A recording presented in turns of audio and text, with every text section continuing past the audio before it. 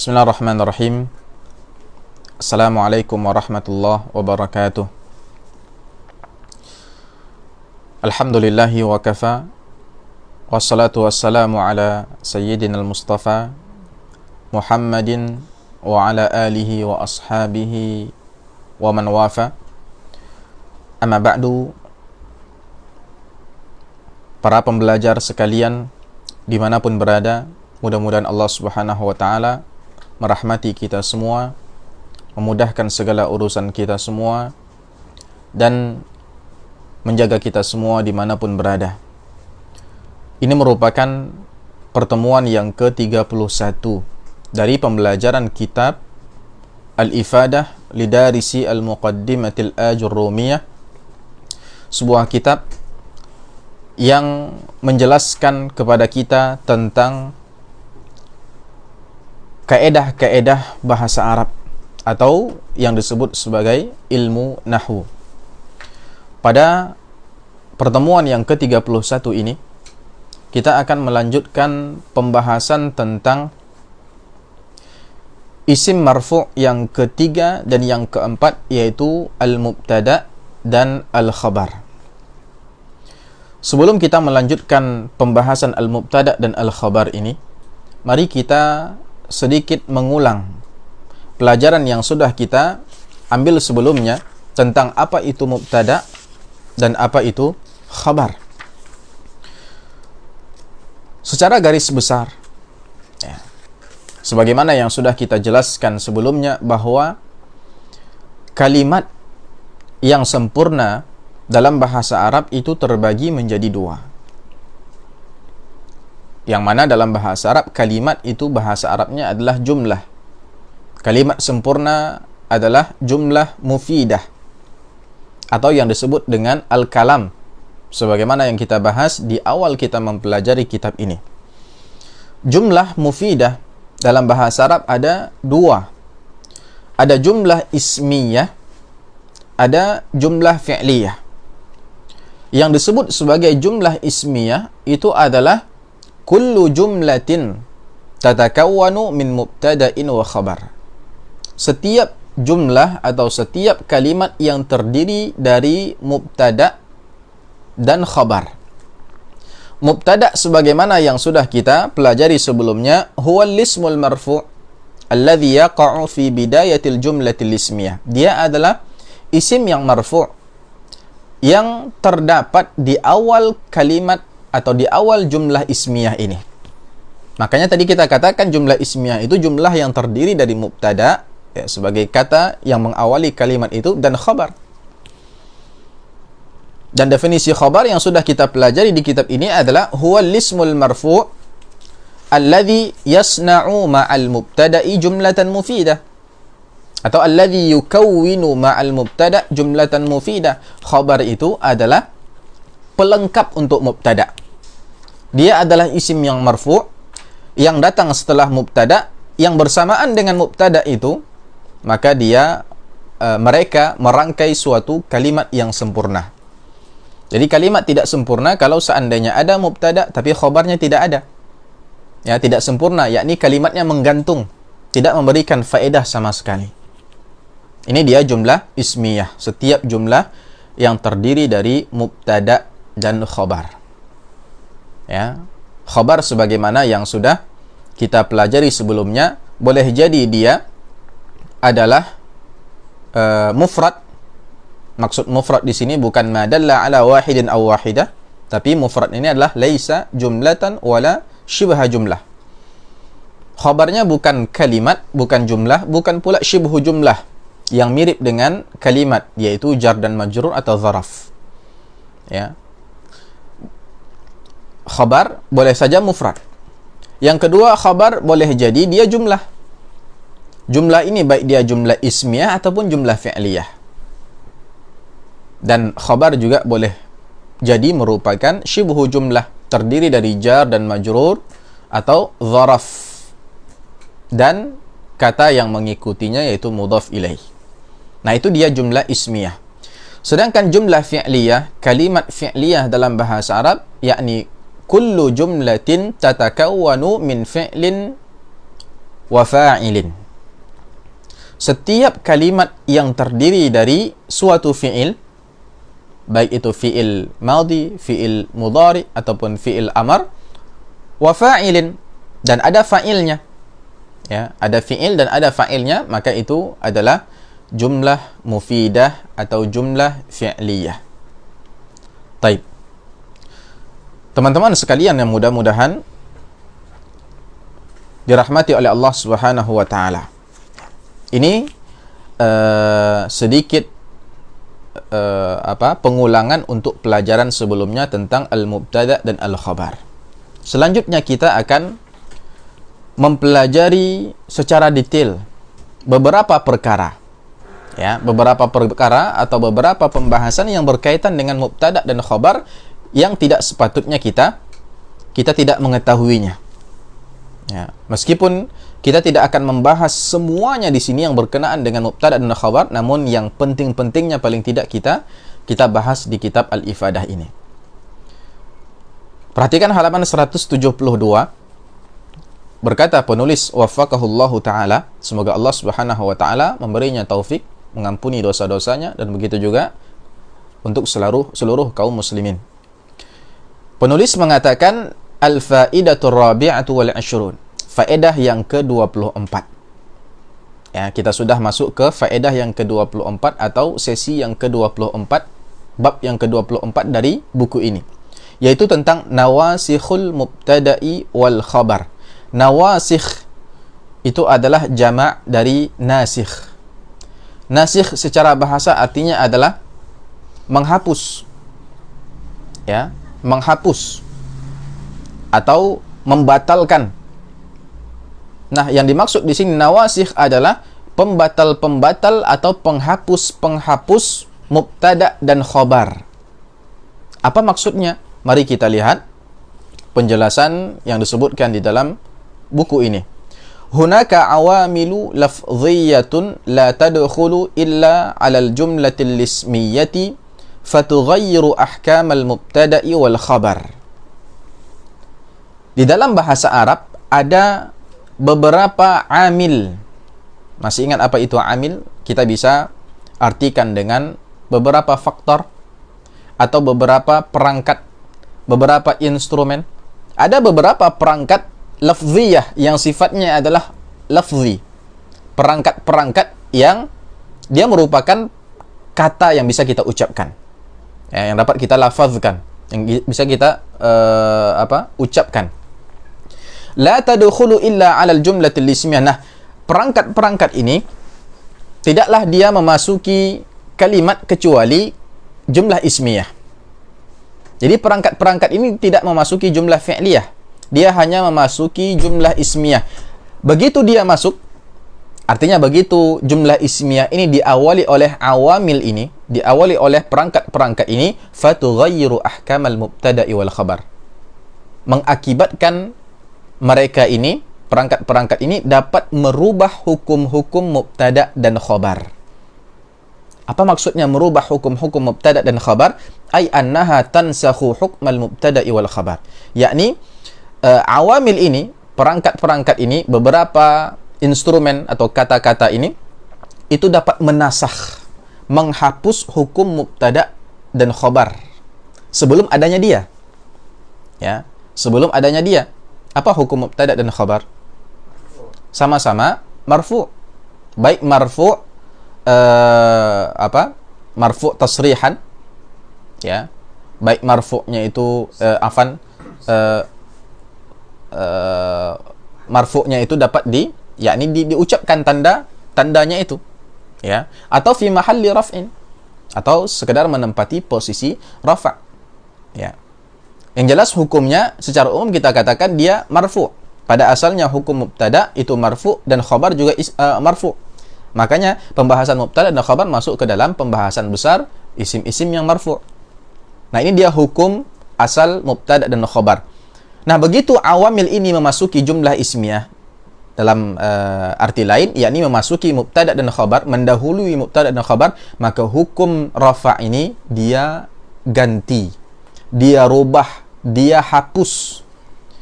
wa ta'ti bi hukmin akhara ghairil hukmil awal. Kemudian sebab karena awamil ini, maka dia mendatangkan hukum yang baru selain hukum yang pertama.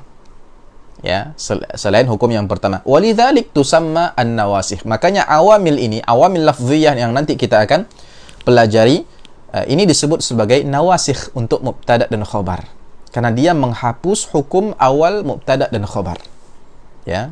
Jadi sudah jelas kenapa disebut sebagai nawasikh ya. Jadi nanti kalau dikatakan dalam bahasa Arab nasikh atau nawasikh, kita sudah terbetik di pikiran kita, terlintas di kepala kita, oh ini dia awamilnya, ada ini, ada itu, dan ini. Ya, sebagaimana yang nanti kita akan pelajari. Taib. Selanjutnya, wa hadhihi al-awamil minha ma yughayyiru i'rab al-mubtada'i faqat duna al-khabar wa minha ma yughayyiru i'rab al-khabar faqat duna al-mubtada' wa minha ma yughayyiru i'rabahuma ma'an. Nah, awamil yang kita bicarakan tadi, awamil lafziyah yang memasuki jumlah ismiyah tadi, mubtada dan khabar, ya. Minha di antaranya ma yughayyiru i'rabal mubtada faqat. Ada yang hanya merubah i'rab mubtada. Hanya merubah i'rab mubtada. Karena ketika ada mubtada, ada khabar ya, sepaket. Jadi ketika kita berbicara tentang mubtada, maka kita juga berbicara tentang khabar. Ya, tidak mungkin kita berbicara tentang mubtada sebagai penyusun kalimat tanpa kita membicarakan tentang khabar. Nah, awamil ini ada yang merubah i'rabnya mubtada saja, yakni sebagai marfu'. Ya. Dia hanya merubah mubtada saja menjadi hukum yang lain yang nanti kita akan ketahui. Dunal khabar, tapi tidak merubah i'rab khabar. Ya, tidak merubah i'rab khabar. Wa minha ma yughayyiru i'rabal khabar faqat dunal mubtada. Ada awamil yang merubah, menasakh i'rabnya khabar yang asalnya marfu' menjadi hukum yang lain dunal mubtada, tetapi dia tidak menyentuh atau tidak merubah i'rabnya mubtada. Wa minha ma yughayyiru i'rabahuma ma'an. Ada pula awamil perangkat yang ketika memasuki mubtada dan khabar kedua-duanya dirubah olehnya. Ya, i'rab mubtada dan khabar yang awalnya sama-sama marfu' dirubah oleh perangkat ini. Ya. Jadi ada dari sini kita simpulkan bahwa ada 3 jenis, ya, 3 jenis atau 3 cara kerja awamil lafziyah yang disebut sebagai nawasikh ini. Yang pertama hanya merubah mubtada'nya saja. Ya, yang kedua hanya merubah khabarnya saja, dan yang ketiga merubah kedua-duanya, yakni mubtada dan khabar sekaligus. Kata penulis, wali bayani dzalik nata'ammalul jumal al-atiyah. Nah, untuk penjelasannya, ya, mari kita perhatikan kalimat-kalimat di bawah ini. Ya. Aslul jumlatil ismiyah. Ya, aslul jumlatil ismiyah. Perhatikan buku ya, kita tidak bisa menulis untuk malam hari ini. Aslul jumlatil ismiyah, asal jumlah ismiyah. Jumlah ismiyah pada asalnya hanya terdiri dari apa? Mubtada dan khabar. Nah, sekarang kita sebutkan satu contoh untuk menjelaskan apa yang tadi kita bicarakan. Muhammadun maridun. Ini di antara salah satu contoh, kalau tidak salah, yang kemarin sempat kita sebut juga. Muhammadun maridun. Si Muhammad sakit. Ya, si Muhammad sakit. Muhammad di sini adalah sebagai mubtada. Ya, dia adalah isim marfu yang berada di awal kalimat ini. Dia mubtada, hukumnya apa atau i'rabnya apa? Marfu. Dan yang setelahnya yaitu kata marid, sakit, itu adalah khabar. Hukumnya adalah marfu. Ya, fokus kepada hukum masing-masing kata ini. Ya, ini sudah tidak asing lagi bagi kita. Kita sudah selesai membahasnya, yakni mubtada marfu, khabar marfu. Nah, sekarang perhatikan bagaimana mubtada dan khabar ini atau jumlah ismiyah ini begitu ada awamil lafziyah yang memasukinya. Perhatikan bagian yang pertama. Mithalu ma yughayyirul mubtada'a faqat. Ini contoh amil, perangkat yang memasuki jumlah ismiyah dan hanya berdampak pada mubtada, yakni hanya merubah i'rab mubtada atau hukum mubtada. Contoh, inna. Ini dia yang dimaksud dengan amil lafzinya. Dia perangkat yang bisa kita ucapkan dengan lisan kita, inna. Inna Muhammadan maridun. Ya. Kenapa dimasuki inna ini? Ada fungsinya. Ya, setiap awamil ini memiliki fungsi dan maknanya masing-masing. Inna ini untuk menegaskan suatu perkataan. Inna Muhammadan maridun, sesungguhnya ya Muhammad sedang sakit. Ya, kalau Muhammadun maridun itu kalimatnya biasa-biasa tanpa ada penegasan di situ. Begitu masuk inna, salah satu tujuannya adalah untuk menegaskan bahwa si Muhammad sedang sakit. Inna Muhammadan maridun. Tetapi begitu masuk inna, mubtada dan khobar tidak lagi seperti awal. Ya. Kalau dari segi hukum, maka inna ini telah merubah hukum mubtada. Ini yang dimaksud dengan contoh untuk amil yang hanya merubah mubtada saja.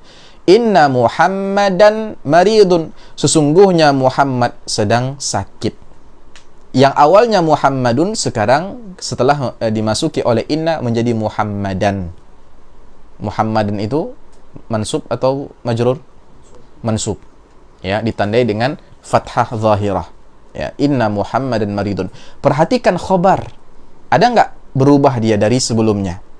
Sebelumnya dia marfu, sekarang dia tetap marfu meskipun ya, yang tidak dirubah hanya hukumnya saja. Namun sebagai dia tidak lagi disebut sebagai khobar mubtada. Ya, status dia sudah berubah juga sebenarnya. Hanya saja hukumnya masih sama, yaitu marfu. Sebagai apa dia di situ kalau bukan sebagai khobar mubtada? Nah, ini kita akan pelajari secara rinci nanti di pembahasannya masing-masing. Ya. Baik. Contoh yang kedua, mithalu ma yughayyirul khabara faqat.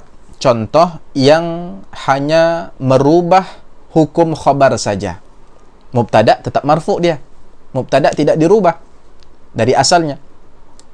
Contoh amil yang seperti ini adalah kana, salah satunya. Ya, kana. Kana ini untuk menunjukkan bahwasannya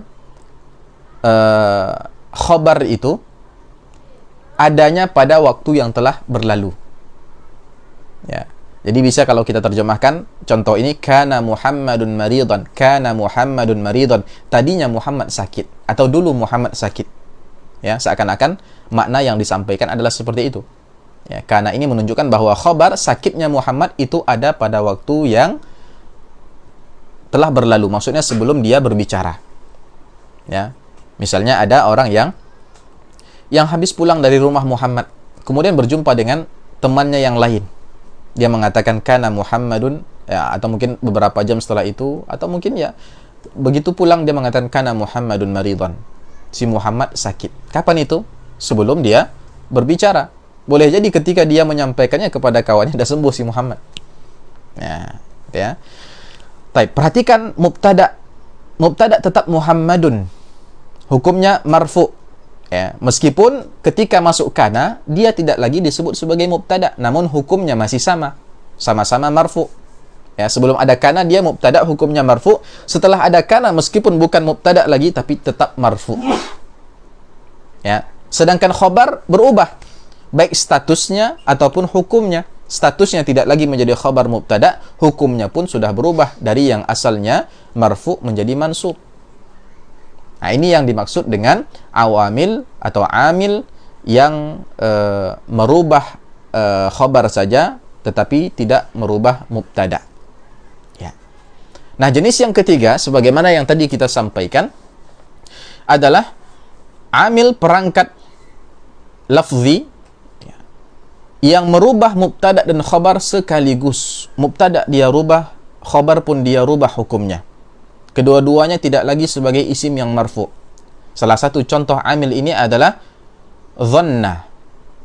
Ya, dhanna itu adalah suatu fi'il yang artinya adalah ya, menyangka atau mengira. ya, menyangka atau mengira. Jadi kalimat asalnya adalah Muhammadun maridun, Muhammad sedang sakit. Kita ingin mengatakan saya kira Muhammad sedang sakit, maka kita mengatakan zonantu Muhammadan maridun. Kita pakai mubtada dan khabar tadi, kita masukkan amil yang mengungkapkan makna yang kita inginkan. Nah, amil yang kita gunakan untuk mengungkapkan makna bahwa saya mengira dia sakit itu adalah amil yang akan merubah mubtada dan khabar hukumnya. Makanya kita lihat bukan zonantu Muhammadun maridun, tapi zonantu Muhammadan maridun. Muhammadan sudah berubah hukumnya menjadi mansub, maridun pun begitu juga sudah berubah hukumnya menjadi mansub, bukan lagi isim yang marfu. Dan dua-duanya juga tidak lagi disebut sebagai mubtada dan khabar. Lain lagi nama dia nanti, lain lagi status dia. Kita akan bahas secara terperinci ketiga jenis ini di babnya masing-masing. Ya, sebelum kita memasuki isim marfu yang kelima. Taib. Kata penulis qarin wa ta'ammal. Coba bandingkan dan perhatikan. Maksudnya adalah kalimat yang di atas. Tajidu anna aslal jumlati tatakawwanu minal mubtada'i yakni Muhammadun wal khabari yakni maridun. Kamu dapati di contoh yang pertama ada aslul jumlah, kalimat asal yang terdiri dari mubtada yaitu Muhammad dan terdiri dari khabarnya yaitu marid. Ya, wa kilahuma marfu, dan kedua-duanya marfu. Muhammadun maridun, dua-duanya marfu ditandai dengan dhammah zahirah. Walakin indama dakhala alaihim al-amilu inna fa innahu yughayyiru i'rab al-mubtada faqat min raf'in ila nasbin. Tetapi begitu masuk amil inna, maka inna ini, amil ini dia merubah i'rab mubtada saja dari yang asalnya marfu menjadi mansub. Wa indama dakhala alaihim al-amilu kana fa innahu yughayyiru i'rab al-khabar faqat min raf'in ila nasbin. Begitu yang memasuki mubtada dan khabar tadi, asal kalimat asal tadi adalah amil kana, maka kana ini pun merubah i'rab khabar saja tanpa mubtada dari marfu menjadi mansub. Wa indama dakhala alaihim al-amilu dhanantu fa innahu yughayyiru i'rab al-mubtada'i wal khabari ma'an min raf'in ila nasbin. Begitu yang masuk adalah amil dhanantu dari kata-kata zanna, maka kata-kata ini atau amil ini merubah mubtada dan khabar sekaligus dari rafa' menjadi nasab, dari marfu' menjadi mansub. Ya. Coba perhatikan. Nah, ini yang dimaksud dengan nawasikhul mubtada'i wal khabar. Hunaka awamil. Jadi ada di sana, ini dalam bahasa Arab, beberapa perangkat, ya, instrumen dalam bahasa Arab yang ketika memasuki jumlah ismiyah dia akan merubah hukum i'rab atau status mubtada dan khabar. Wa mimma sabaqa, ya, yattadihu lana anna hadhihi al-awamila au an-nawasikha thalathatu aqsam. Maka dari penjelasan yang tadi, maka jelaslah bagi kita bahwa awamil lafziyah ini yang memasuki jumlah ismiyah ini terbagi menjadi 3. Jadi nawasikh itu terbagi menjadi berapa? 3. Wahya, yang pertama, qismun yarfa'ul mubtada wa yansibul khabar. Jenis yang pertama adalah jenis yang merafa' mubtada, yakni mubtada tetap marfu' wa yansibul khabar, dan dia menasabkan khabar. Khabar jadi mansub. Ini awamilnya adalah kana wa akhawatuha. Kana dan saudara-saudaranya atau saudara-saudarinya. Ya, yang cara kerjanya sama dengan kana. Nanti kita akan pelajari secara detail. Kemudian yang kedua, qismun yansibul mubtada'a wa yarfa'ul khabar. Jenis yang dia menasabkan mubtada, berarti mubtada berubah dari marfu' ke mansub. Wa yarfa'ul khabar, dan khabar dia rafa'kan. Ya, khabar dia rafa'kan. Yakni dari marfu' ya tetap marfu' gitu. Ya. Inna wa akhawatuha. Nah, ini awamilnya adalah ada inna wa akhawatuha dan saudara-saudarinya yang nanti kita akan bahas juga. Kemudian yang ketiga, qismun yansibul mubtada'a wa yansibul khabar. Ada jenis yang ketiga, yansibul mubtada' wa yansibul khabar. Dia nasabkan mubtada' dan khabar sekaligus. ya, dia rubah kedua-duanya dari marfu menjadi mansub. Ini adalah dhanna wa akhawatuha, yaitu dhanna yang tadi menjadi contoh dan saudara-saudarinya yang nanti kita akan bahas juga. Perhatikan ada faedah di sini, ya.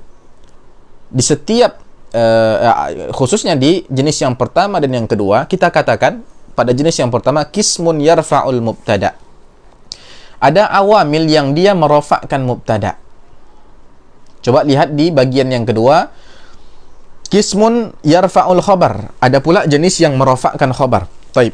Bukankah mubtada dan khabar pada asalnya dia adalah marfu'? Lalu kenapa di sini dikatakan lagi awamil ini merofakkan mubtada, merofakkan khabar? Seakan-akan awamil ini yang menjadikan dia marfu'. Dan memang benar demikian. Jadi kita tidak mengatakan bahwasannya awamil ini membuat mubtada tetap marfu'. Kita tidak mengatakan awamil inna dan kawan-kawannya itu membuat khabar tetap marfu'. Meskipun secara zahir begitu. Kenapa? Supaya tidak ada yang menyangka bahwa yang dirubah statusnya itu hanya salah satunya saja. Taib. Coba kita lihat kana wa akhawatuha itu qismun yarfa'ul mubtada. Kana dan kawan-kawannya dia merofakkan mubtada, menjadikannya marfu' sebagai, bukan sebagai mubtada lagi, tetapi sebagai nanti namanya isim kana. Nah, jadi dia isim kana dan hukumnya marfu'. Siapa yang memarfu'kan dia? Kana. Nah, itu maksudnya.